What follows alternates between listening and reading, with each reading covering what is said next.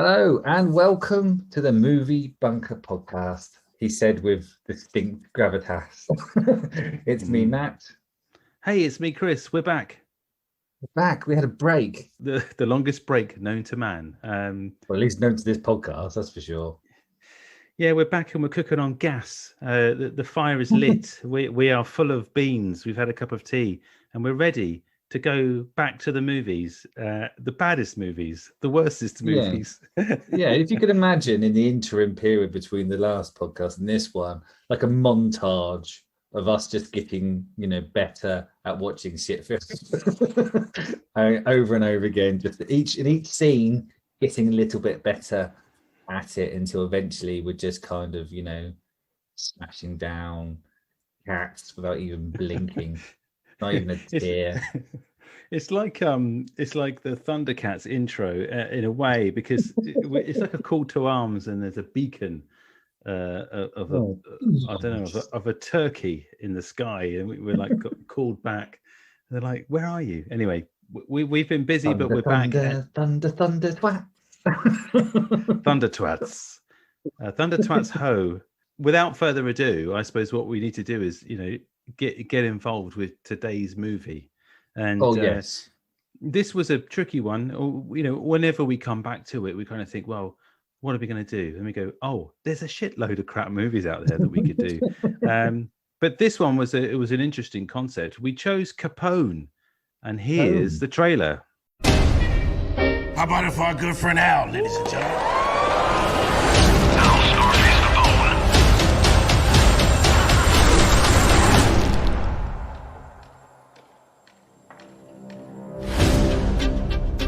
Do you know what the difference is between Adolf Hitler and Al Capone? Hitler's dead. Capone lives like a king in Florida. He has full-blown dementia. I have reason to believe it could all be an elaborate act. What's this about? We have information that your client may have tucked away a very large sum of money. You can drop the act now. You got goons walking around.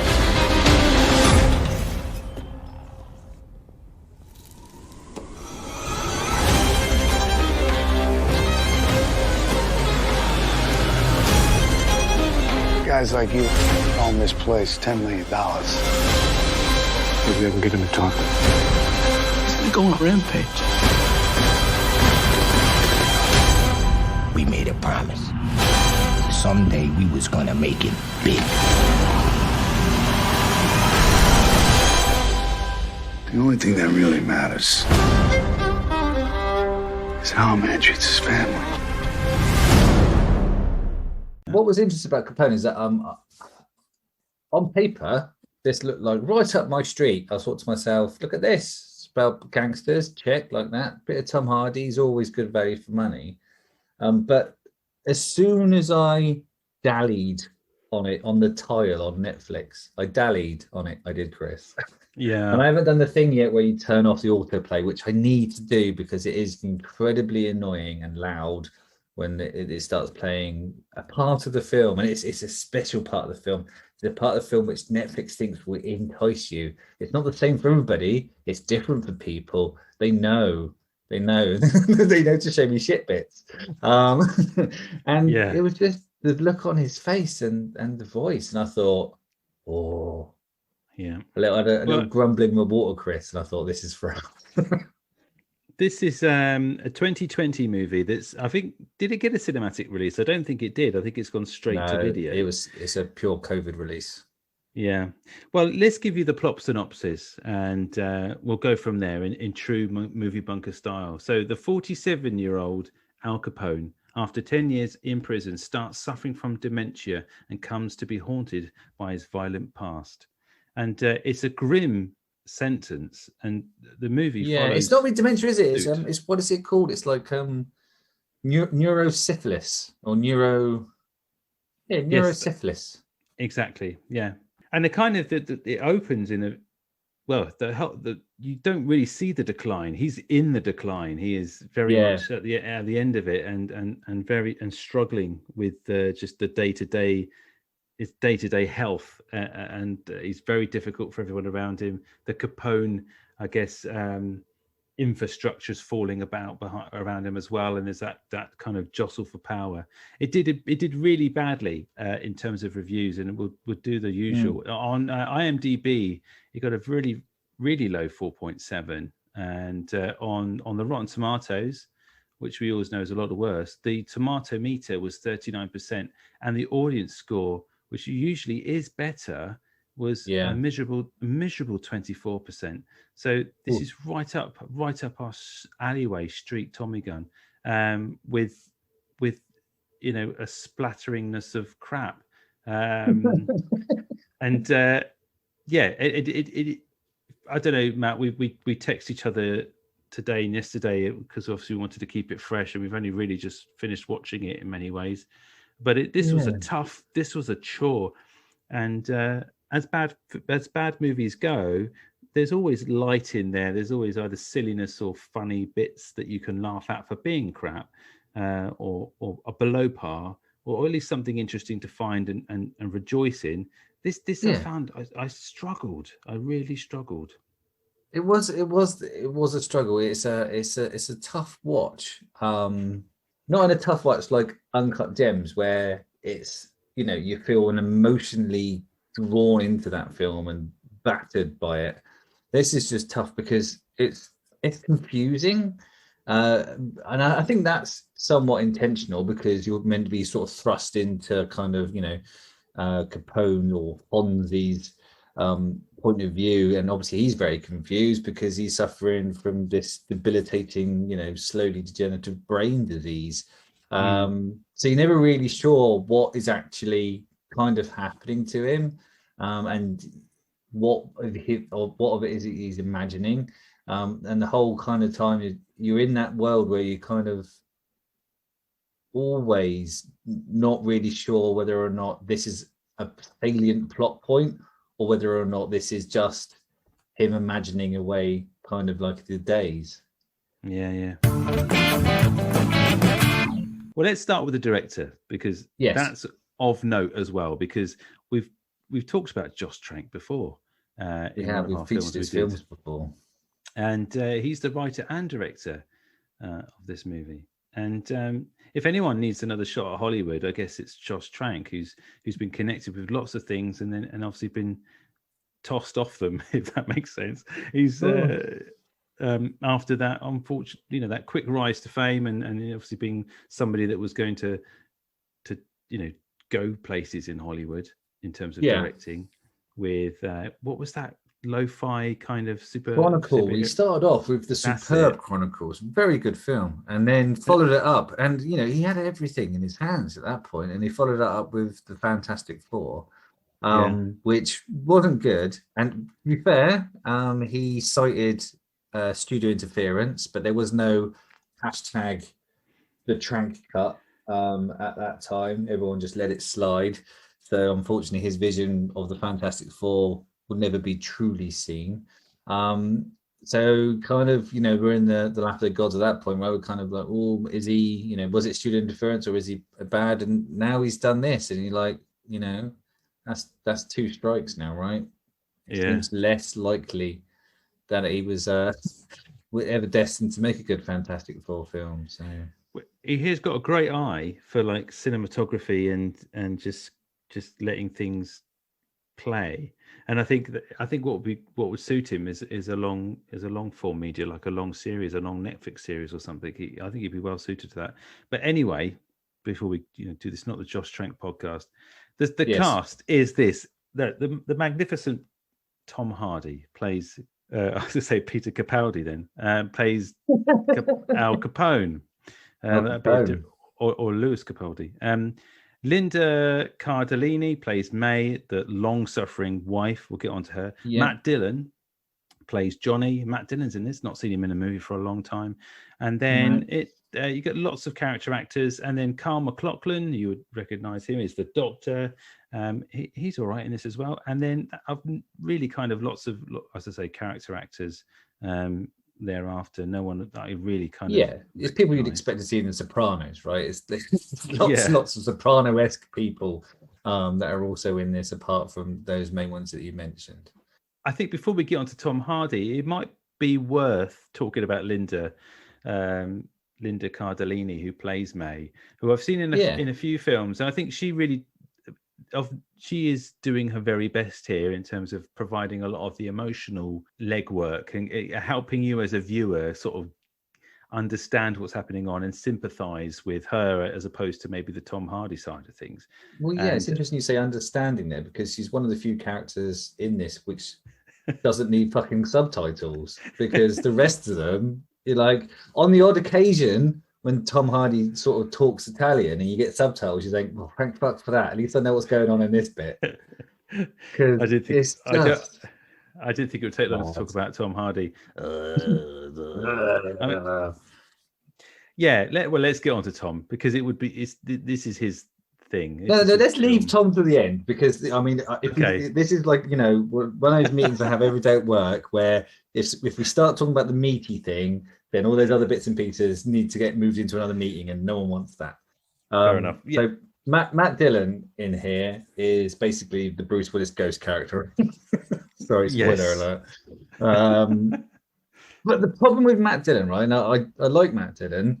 The problem with Matt Dillon is, since he did Something About Mary, all I see is the Something About Mary face that he does, where he kind of does like a look up and round and down and through and stuff. And it just, I expect something slapstick to happen, which I kind of guess if you put a slapstick soundtrack to this would probably fit. Yeah. Like it would stab. Yeah. I think my rambling point is I can't ever really take him seriously anymore, which is kind of weird, because other actors do comedy and flick the backs and forwards, but his face is funny now.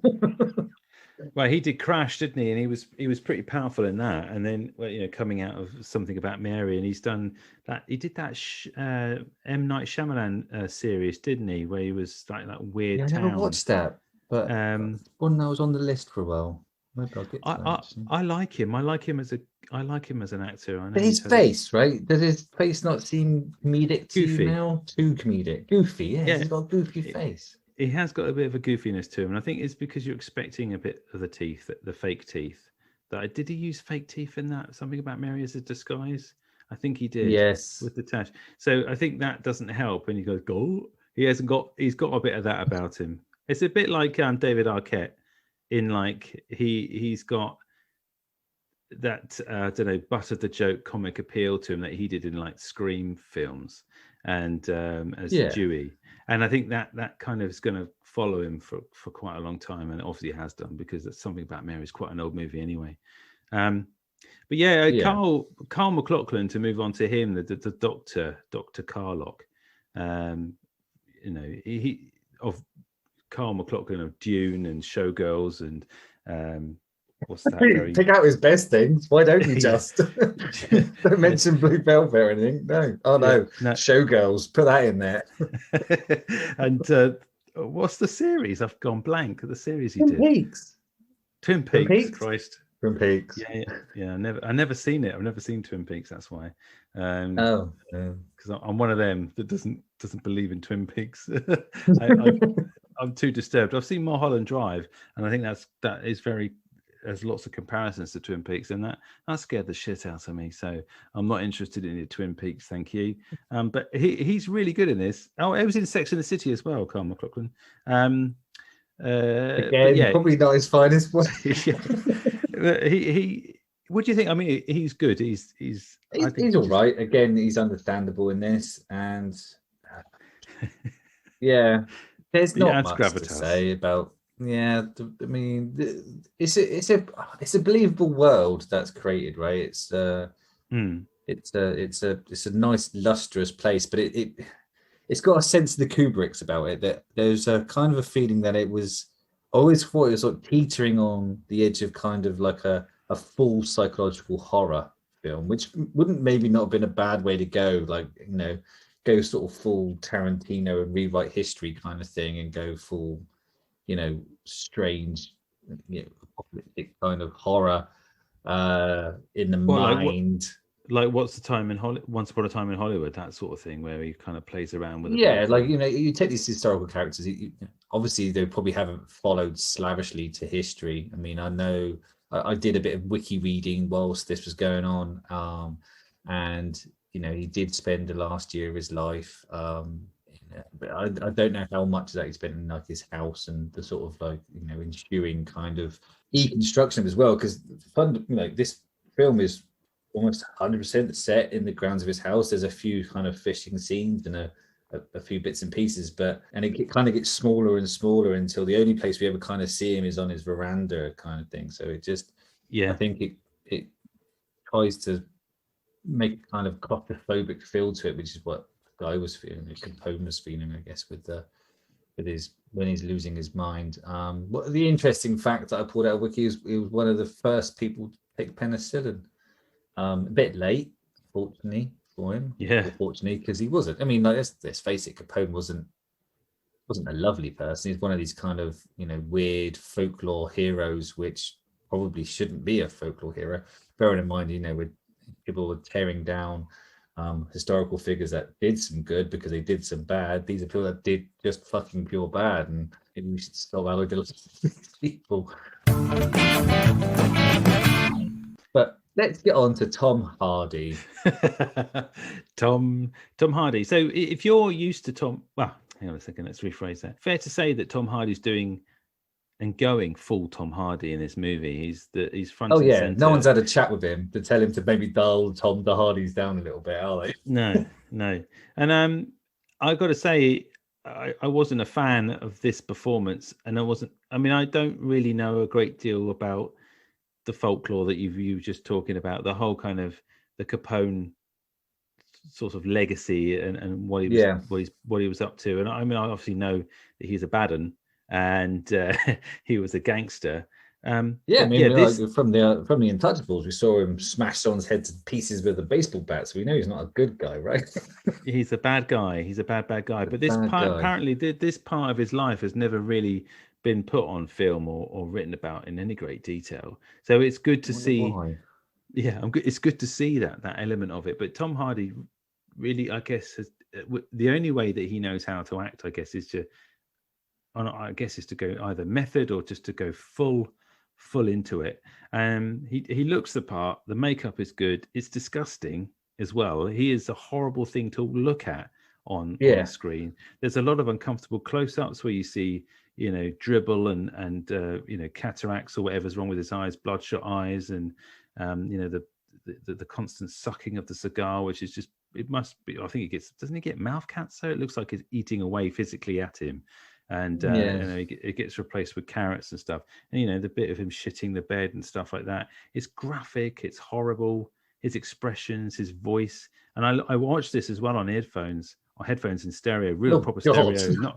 And that voice and sound design is pretty good. Actually, it's one thing to mention that's positive. Is in your ears, in your ears, it's proper jarring and guttural. It's like his voice going past the fucking Stegosaurus paddock in Jurassic Park. yeah.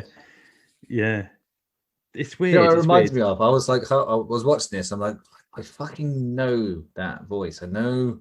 I was thinking. I was like, I know it sounds like somebody.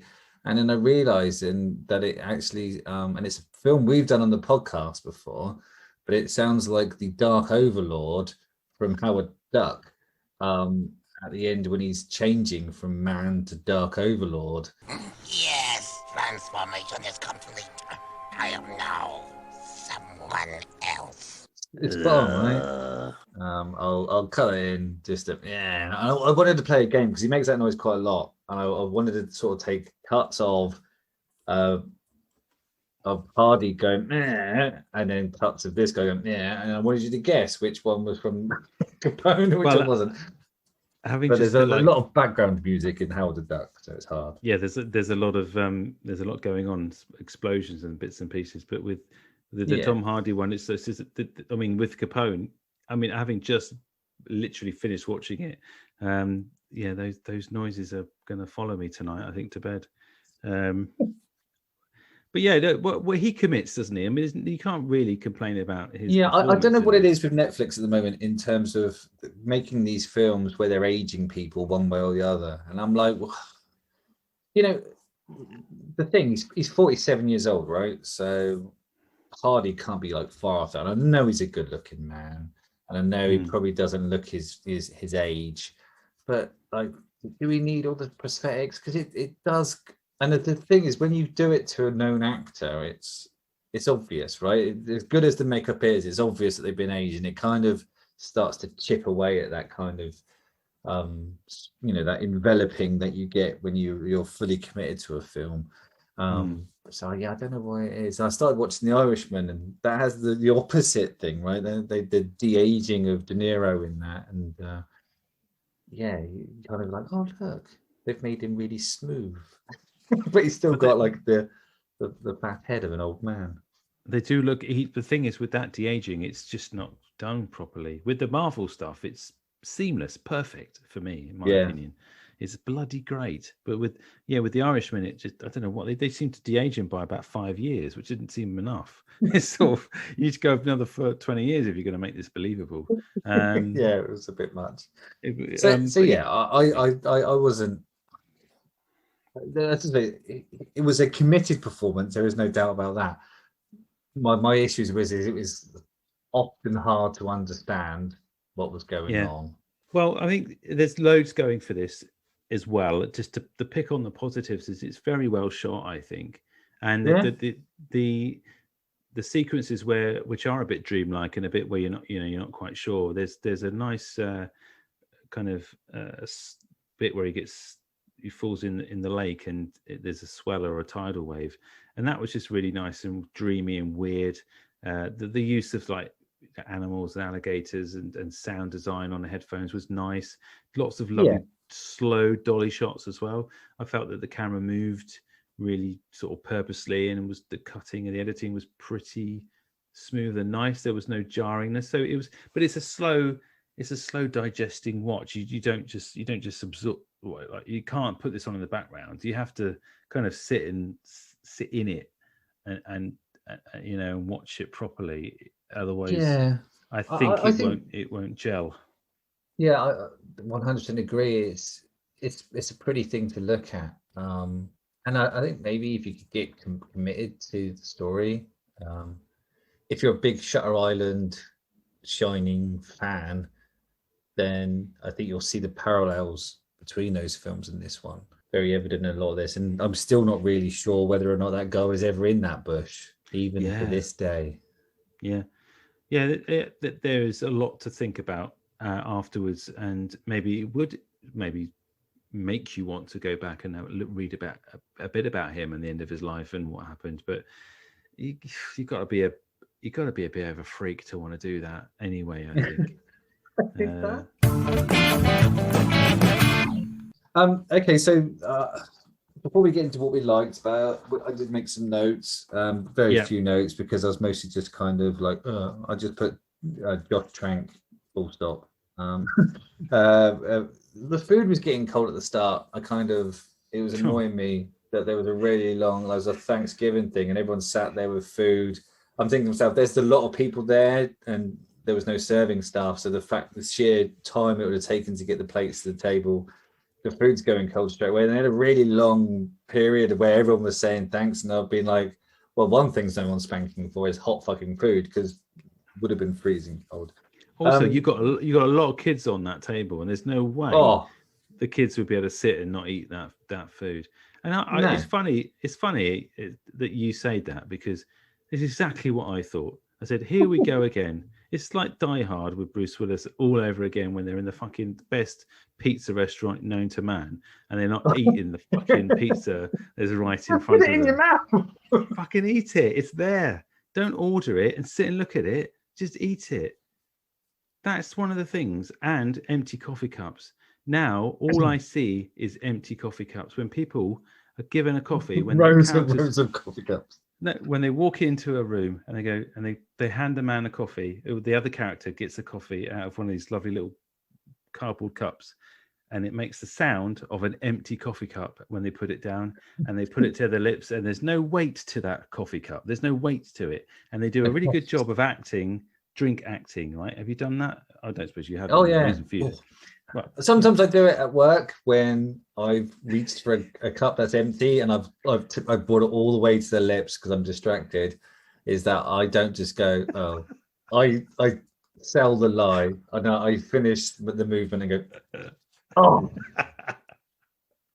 What? It really I'm a coffee. and then saying they're like, Matt, you're drinking peppermint tea. I'm like, way, whatever. But the Thanksgiving dinner was a it's annoying, right? And that's like the first 2 minutes of the film. Immediately, I was pulled out of reality because like no one's going to eat that cold turkey now. When they were taking all the statues away, the one statue you wanted to keep just looked like a massive dick. And you never saw the front of the statue until right at the end. So it always, whenever you kind of gazed off to it, it looked like a child's drawn penis. Yeah, not like a child's penis drawn, like a child has drawn a penis. Yes, so that's a clear distinction because it was a graffiti. It's a tricolor French book, graffiti penis. Yeah, they just needed a chien with its mouth open at the end of it. And it would have been absolutely spot on. But yeah, it did look like a bulbous penis. It did. It did. I noticed this as well. We're so alike. And then obviously the one scene that made me think of you instantly is the FBI interview long shit scene. Oh god! And as soon as I saw that, I thought, oh hello, chimichanga bombs. Chris will be pissing himself. He sat there being interviewed by the FBI, and I think he's forcing it out at this point, right? It feels kind of purposeful. Yeah, and that was all I noticed for them. So you tell me you noticed the comedy shit. Yeah. Oh no, sorry, you dropped a little bit out. That's why I didn't laugh, but because I couldn't quite hear what you're saying. But I know exactly what you're referring to. But the thing is, the scenes with that happening were so late, were quite long, and they were laboured to the point they were. They could have want to show that he's not capable of doing anything other than shitting himself and chewing on carrots and things like that. Yeah. So, and I found it really kind of like grotesque. I just found him as a character and a person, and the acting and Tom Hardy, all of the whole package, just grotesque to watch, understand, get on board with. And so I kind of like, I don't know, I just felt quite nauseous with those scenes. It's like, and especially when he does shit the bed at one point properly, and you do see it. They don't like hide it up. You see splattered shit. I thought, Christ. And then, his wife May, his wife played by Linda Cardellini, she really sells the smell in that room, which I thought was because, like, first of all, you're like, what's happened, and then you see her face, and she's like, oh god, I'm gonna get, and then you realize, oh yeah, he did a massive shit in him, and it's exploded everywhere. Like it's not constrained to his robust. At one point, he's walking around the garden and he's shooting people in some rather fantastic underpants. I think he's got a nappy on as well, hasn't he? Yeah, it's like a man nappy. Carl McLaughlin brings it to him, and he's like, "Ooh, nappies." Yeah, it's disgusting. You're totally right, but I think that might have been purposeful. I think maybe Josh Trank kind of agrees with me, and I know that's his primary concern when he's making these films. In that, like, he didn't want to make a heroic character that you felt sorry for. You kind of, this is, the hero of this film is the neurosyphilis, right? You kind of like, go neurosyphilis, kill that dirty old bastard. It's a fall from grace, a grace that wasn't really there. So it's a fall from non-grace. Yeah. Yeah, I just wish it'd gone, like, I think we should pick a direction, like either, like you mentioned, I know it might be before we start recording, but either gone down the caper route, right, where this, search for the missing millions, will just go full psychological kind of messing with my marbles, man. You're like, oh, is this real? Is this not? Like, but it kind of teetered in between the two worlds, and and it didn't really sell me either, and it didn't do enough of either to keep me interested to the end. But you're right, it looked good. It looks good, and not a recommendation from me, I'm afraid. Even if you're a diehard Tom Hardy fan, I would avoid this. Yeah, I unless think you're it would. feeling really low. So that brings us on to ways that you can support the podcast if you're really enjoying it. This is non-scripted, and Matt doesn't know I'm doing this. But yeah, What's going on? Yeah, just I don't know whether that seemed like a really good idea then, and then I've lost wind. Yeah, I've lost yeah. my wind. Oh, sorry, man. I fucked you. Come on, go for it. It's okay. You're in a safe space here. Do your little arms like they did in Water Worlds. This is my space. Yeah. So this would be a great place to this would be a great place to Matt, there's loads of ways you can support the podcast. If you're really enjoying what you're hearing and you want to buy us a virtual coffee, just hit the Ko-fi page, which is in the link, linked in our show notes. I can spit this out all day. It's £3. It's a one-off thing, but yeah. Anyway, it helps pay the server. Just know this: I'm not going to spend it on coffee. I'm going to use it on women in drugs. Yeah, that's what I was and by that I mean my wife will take it, and I'll need a paracetamol. And also join us on the social media. We're always there, tweeting away and beaverishly. And just search for the Movie Bunker Podcast on all the social media platforms there are possible out there. I'm pretty sure we're on all of them. And the website address is magnificent. What's the website, Matt? If it still works, it's the moviebunkerpodcast.com. It might be worth checking. As our first movie back from our hiatus, our kind of secondment, our whatever it is, our holiday, vacation, I'd say this is probably a bad choice. yeah, it was a dark place to go very early on in our life. But having said that, Tom Hardy is always nice to see when he's shitting himself. We can agree that Capone is an avoid, and will be staying. I think that the movie Bunker Overlords will probably agree. This one's staying in the bunker for me. It's not being jettisoned through the tube.